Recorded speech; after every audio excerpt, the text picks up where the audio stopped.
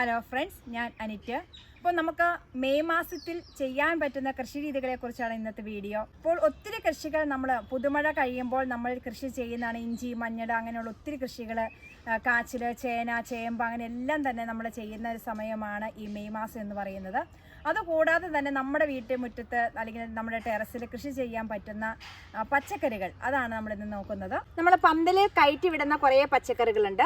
അതിൻ്റെ ഒന്നാമതായിട്ട് ഈ പ്രാവശ്യം നമ്മൾ മെയ് മാസത്തിൽ നമ്മളൊക്കെ കായ് ഉണ്ടാവുമെന്ന് വിചാരിച്ച് നട്ടിരിക്കുന്നതാണ് നിത്യവഴുതന. ഇങ്ങനത്തെ ഒരു 5 ചോട് നിത്യവഴുതനയുടെ തയ്യ് ഞാൻ നട്ടിട്ടുണ്ട്. തൈ അല്ലായിരുന്നു നട്ടത്, വിത്ത് പാകുവാണ് ചെയ്തത്. വിത്ത് പാകി അവിടെ നിന്ന് തന്നെ മുളച്ചു വന്നതാണ് ഇത്രയും തൈകൾ. നിത്യവഴുതനയുടെ വിത്തും പയറിൻ്റെ വിത്തും ഒരുമിച്ചായിരുന്നു വെള്ളത്തിലിട്ടത് നടാൻ വേണ്ടി. അപ്പം നിത്യവഴുതനയുടെ വിത്തൊക്കെ പാകി കഴിഞ്ഞപ്പോൾ പയറിൻ്റെ വിത്തിൻ്റെ കുഴിക്കാത്ത പയറിൻ്റെ വിത്ത് ആവശ്യത്തിൽ കിട്ടി.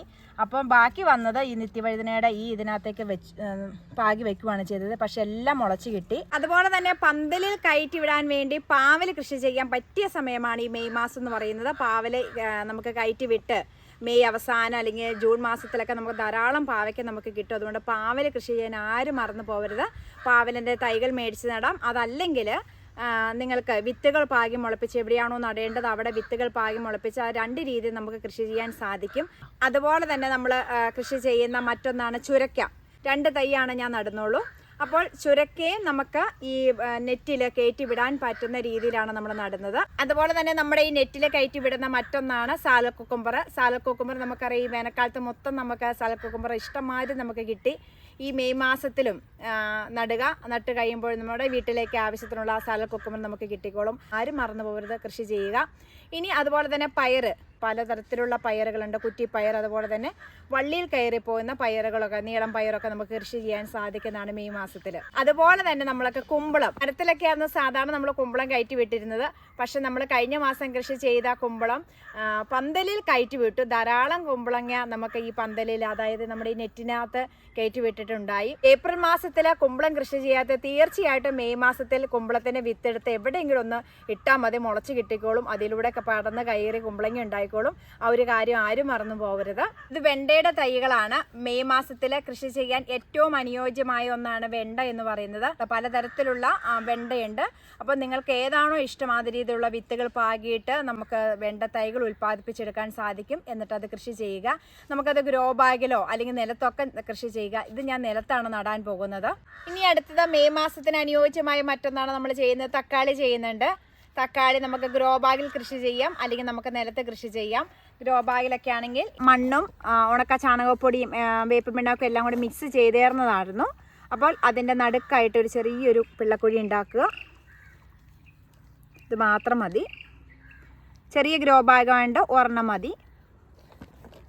ഇത് നനച്ചു കൊടുക്കുക. പിന്നെ എല്ലാ ആഴ്ചയിലും മറ്റുള്ള പച്ചക്കറിക്കൊക്കെ നമ്മൾ വേപ്പെണ്ണ വെളുത്തുള്ളി മിക്സ് സ്പ്രേ ചെയ്യുമ്പോൾ അത് ഇതിനകത്തും കൂടി ഒന്ന് സ്പ്രേ ചെയ്തേക്കുക. ചിത്രകീടത്തിൻ്റെയും വെള്ളീച്ചയുടെയൊക്കെ ശല്യം ഉണ്ടാകുന്ന ഒന്നാണ് തക്കാളി. അതുകൊണ്ട് വേപ്പെണ്ണ വെളുത്തുള്ളി മിശ്രിതം സ്പ്രേ ചെയ്ത് കൊടുക്കാൻ മറന്നു പോകരുത്. ഇത് നമ്മൾ വഴുതന കൃഷി ചെയ്തേക്കുന്നതാണ്. കഴിഞ്ഞ മാസം നമ്മൾ വഴുതന നട്ടതാണ്. അതോടൊപ്പം തന്നെ വഴുതനയാണ് ഈ മഴക്കാലത്ത് അല്ലെങ്കിൽ മെയ് മാസത്തിൽ അല്ലെങ്കിൽ ജൂൺ മാസത്തിലേക്കും വഴുതനയ്ക്ക് ധാരാളം ഉണ്ടാവുന്നതാണ്. അതുകൊണ്ട് നമ്മൾ ഇതിനകത്ത് നിർത്തുന്നില്ല. ഇത് കണ്ടു, ഈ പ്രായമായ കുറേ വഴുതനങ്ങ തൈകളുണ്ട്. ഇത് കണ്ടു, ഇതൊക്കെ നമുക്ക് പൂവിട്ട് തുടങ്ങിയിട്ടുണ്ട്. ഇനി അതുകൂടാതെ നമ്മൾ ഒരു 20 വഴുതന തൈ ഉണ്ട്. ഈ 20 വഴുതന തൈ നമ്മൾ നട്ടുവെക്കും. ഇത് ഗ്രോ ബാഗിലല്ല നട്ടുവെക്കുന്നത്, ഞാൻ നിലത്ത് തന്നെയാണ് വയ്ക്കുന്നത്. അതിന് സൗകര്യമില്ലെങ്കിൽ നമുക്ക് ഗ്രോ ബാഗിലും കൃഷി ചെയ്യാം, ടെറസിലൊക്കെ കൃഷി ചെയ്യാം. വഴുതന നടാൻ ഏറ്റവും പറ്റിയ മാസം എന്ന് പറയുന്നത് മെയ് മാസം തന്നെയാണെന്ന് പറയാം. കാരണം മെയ്, ജൂൺ, ജൂലൈയിലൊക്കെ നമുക്ക് വഴുതന ഇഷ്ടമാതിരി കിട്ടും. അതുകൊണ്ട് ആരും വഴുതന നട്ടുവെക്കാൻ മറക്കരുത്. ഈ മെയ് മാസത്തിൽ തന്നെ വഴുതന നട്ടുപിടിപ്പിക്കുക. അപ്പോൾ നമുക്ക് മെയ് മാസത്തിൽ ചീര കൃഷി ചെയ്യാം. അത് പച്ചച്ചീര, അതുപോലെ തന്നെ ചുവപ്പ് ചീര, ഇതെല്ലാം നമുക്ക് കൃഷി ചെയ്യാൻ സാധിക്കും. പച്ചമുളകിൻ്റെ ചെടികളാണ് ഈ കാണുന്നതൊക്കെ. ഈ വലിയ തൈകൾ മാത്രമല്ല, പച്ചമുളകിൻ്റെ ചെറിയ തൈകളും ഈ മെയ് മാസത്തിൽ നടുക. അപ്പോൾ പച്ചമുളക് കൃഷി ചെയ്യാത്തവർ തീർച്ചയായിട്ടും പച്ചമുളക് നമ്മുടെ വീട്ടിൽ വേണം. നിലത്ത് നടാൻ സ്ഥലമില്ലെങ്കിൽ കുഴപ്പമില്ല, ഗ്രോ ബാഗിലെങ്കിലും പച്ചമുളകിൻ്റെ ഒരു 3-4 തൈകളെങ്കിലും നട്ടുപിടിപ്പിക്കുക. ഇത് നമ്മൾ പച്ചമുളകിൻ്റെ തൈകൾ നട്ടുവെച്ചിരിക്കുന്നതാണ്. മെയ് മാസ കൃഷിയുടെ ഭാഗമായിട്ട് തന്നെ നമ്മൾ പച്ചമുളക് തൈ നട്ടുവെച്ചിരിക്കുന്നതാണ്. മുരിങ്ങ കൃഷി ചെയ്യാൻ പറ്റിയ മാസമാണ് മെയ് മാസം എന്ന് പറയുന്നത്.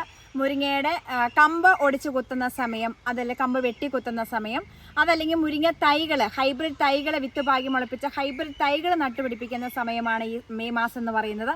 അപ്പോൾ ഒരു ഹൈബ്രിഡ് മുരിങ്ങ തൈയും നമ്മൾ നട്ടുപിടിപ്പിക്കുന്നുണ്ട്. അപ്പോൾ തീർച്ചയായിട്ടും ഈ പച്ചക്കറികളൊക്കെ നിങ്ങളും കൃഷി ചെയ്യുക, ഗ്രോ ബാഗിലോ നിലത്തൊക്കെ കൃഷി ചെയ്യുക.